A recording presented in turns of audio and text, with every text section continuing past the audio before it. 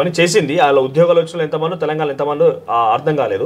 ఉపాధి విషయం నిజమే అంటారా? ఉపాధి నిరుద్యోగులకు సాధకత దొరికింది. ఇవాళ చూస్తున్నాం 52,143 ఉద్యోగాలు ఇచ్చినామని చెప్పి చెప్పుకుంటున్నారు. సో అది నిజంగానే కాంగ్రెస్ ప్రభుత్వం చేపట్టిందేనా? ఆ ఉద్యోగాల విషయంలో సాటిస్ఫాక్టరీగా ఉన్న తెలంగాణ సమాజం ఈరోజు నిజంగా ఉద్యోగాల విషయంలో చూసుకుంటే బీఆర్ఎస్ ప్రభుత్వం పాలన చూసుకుంటే కాంగ్రెస్ ప్రభుత్వం 100% విజయం సాధించాలని చెప్పుకోవాలి. ఎందుకంటే 2016-17లో వచ్చిన నోటిఫికేషన్స్ కేసీఆర్ గవర్నమెంట్లో ప్రత్యేక తెలంగాణ కోసం మనం నీళ్లు నిధులు నియామకాలు అనేదే ప్రధాన ఎజెండా ఉద్యమంగా.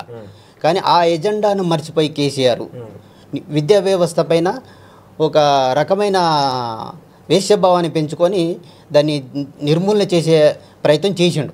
యూనివర్సిటీ ఈ ఏడాది కాలంలో విద్యాశాఖ మంత్రి ఇక్కడ కూడా లేరు కదా మరి అంటే విద్యాశాఖ మంత్రి లేకున్నా ఆ ప్రాసెస్ అయితే జరుగుతుంది కొంత ఉద్యోగాల నియామకాల్లో. ఎందుకంటే కేసీఆర్ ప్రభుత్వం 55,000 మేజర్ షేర్ అనేది పోలీస్ కానిస్టేబుల్ అది అతంలో చేసిన ఉద్యోగాలే ఎక్కువ. పోలీస్ కానిస్టేబుల్ 16,000, 11,000 టీచర్లు, ఇప్పుడు గ్రూప్ 4 5,000, వైద్య శాఖలో నీటిపారుదల శాఖలో ఈ రకంగా చూసుకుంటే 55,000 ఉద్యోగాలు ఇచ్చిండు. అయితే గతంలో కేసీఆర్ ఏం చేసిండంటే నోటిఫికేషన్లు ఒకటేసారి నోటిఫికేషన్ ఇచ్చిండు. ప్రత్యేక తెలంగాణలో 2015-16లో నేను ఇచ్చిండు. అది 18 వరకు 3 సంవత్సరాలు ప్రొలాంగ్ చేస్తూ ఫిలప్ చేసిండు. అది ఈ గ్యాప్లో ఎక్కడ కూడా నోటిఫికేషన్ల గురించి విద్యార్థులు ఉస్మానియా అన్ని యూనివర్సిటీల నుంచి విద్యార్థులు ఉద్యమాలు చేసారు నోటిఫికేషన్లో. అంటే ప్రత్యేక తెలంగాణలో కూడా విద్యార్థులు ఉద్యోగాల కోసము మళ్ళీ పోరాడాల్సిన పరిస్థితి కేసీఆర్ కల్పించాడు. ఆ పోరాటం చేస్తే నిర్బంధాలు విధించిన సందర్భాలు ఉన్నాయి. హాస్టళ్లలో రూమ్లలోకి వచ్చి దాడులు చేసిన సందర్భాలు ఉన్నాయి. మీరు చూసుకుంటే అసలు బయట ఆర్ట్స్ కాలేజ్ ముందు ధర్నా చేయొద్దు అనే సర్క్యులేషన్ కూడా గవర్నమెంట్ నుంచి ఆర్డర్ రావడం జరిగింది. అలాంటి పరిస్థితుల్లో ఇప్పుడు ఉస్మాన్ యూనివర్సిటీ కావచ్చు తెలంగాణలో ధర్నా చేసుకోవడానికి అవకాశం ఇచ్చింది. ధర్నా చౌకులు కల్పించి నిర్బంధాలు యూనివర్సిటీలో ఒకసారి మొదటి సంవత్సరంలోనే ఒక 2-3 నెలల కాలంలోనే పోస్ట్ పోన్ గురించి ఇంకొక విద్యార్థి ఆమరణ దీక్ష చేపడమని చూస్తుంటే వరుసగా నిర్బంధాలు కొనసాగుతాయి. ఇప్పుడు ఎట్లా ఉందంటే కేసీఆర్ 2 సార్లు గ్రూప్ 2 ఎగ్జామ్ పెట్టి పేపర్ లీక్ అయి ఫెయిల్ అయ్యిండు. ఫెయిల్ అయిన ఒక వ్యక్తి ఇంకో వ్యక్తిని ఏం చేసుకుంటాడు, విజయవంతం కావద్దని చూసుకుంటాడు. ఆ ప్రాసెస్లో తన యొక్క ప్రయత్నాన్ని మిగతా వాళ్ళు నేను చేయలేంది ఇతరులు చేయదు అనే కాన్సెప్ట్లో కేసీఆర్ బీఆర్ఎస్ పార్టీ ధోరణి ఉంది.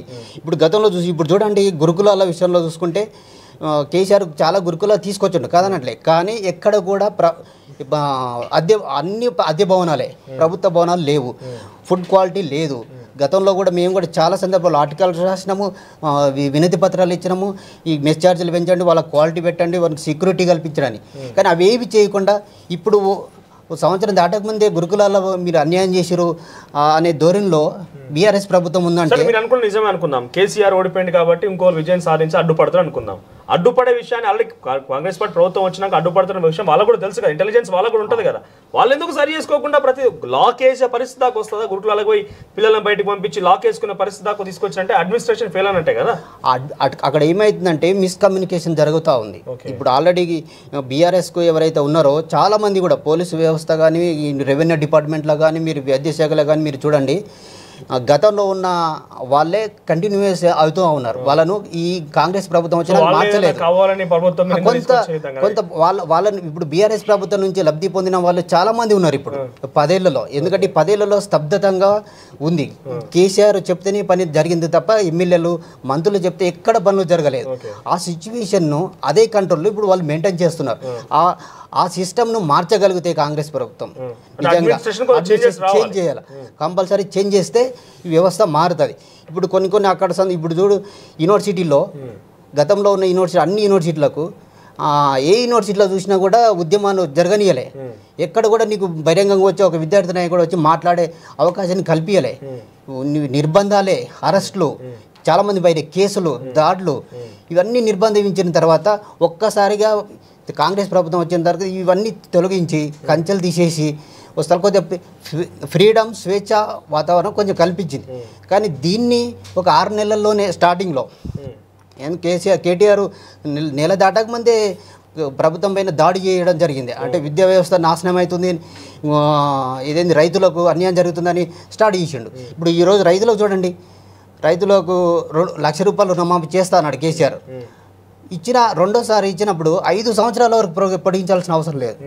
ఇప్పుడు 5 సంవత్సరాల వరకు పొడిగించిన తర్వాత రైతుల పైన ఆటోమేటిక్గా వ్యతిరేకత ఏర్పడింది. ఇప్పుడు కేసీఆర్ 2 సార్లు రుణమాఫీ చేసిండు, 2 సార్లు రుణమాఫీ కానోళ్ళు ఉన్నారు. ఇప్పుడు కూడా కొంతమంది రుణమాఫీ కానోళ్ళు 3సారి కూడా కానోళ్ళు ఉన్నారు. కానీ కేసీఆర్తో పోల్చుకుంటే ఇప్పుడు రుణమాఫీ అయిన వాళ్ళు లబ్ధిదారులు ఎక్కువ ఉన్నారు. ఇంకోటి బోనస్, ఇప్పుడు రైతులకు బోనస్ ఇస్తున్నాడు, అది పెరిగింది.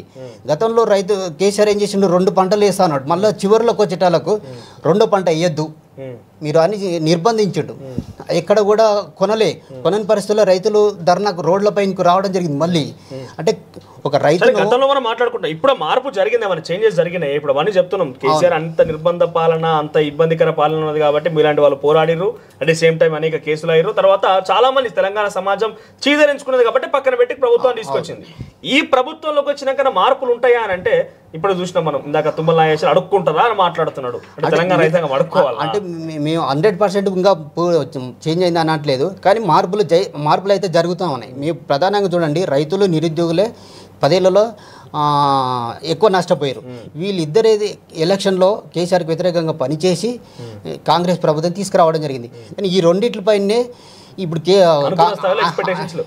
వస్తుంది. సో మీరు చెప్పండి, తెలంగాణ రైతాంగం రుణమాఫీ గురించి అని చెప్పి వీళ్ళు చెప్పిన హామీ 2 లక్షల రుణమాఫీ ఏ కాలంలో చేస్తా అన్నారు. సో ఆగస్టు 15 అన్నారు, రాజీనామా లేదు, రాజకీయాలు జరిగాయి.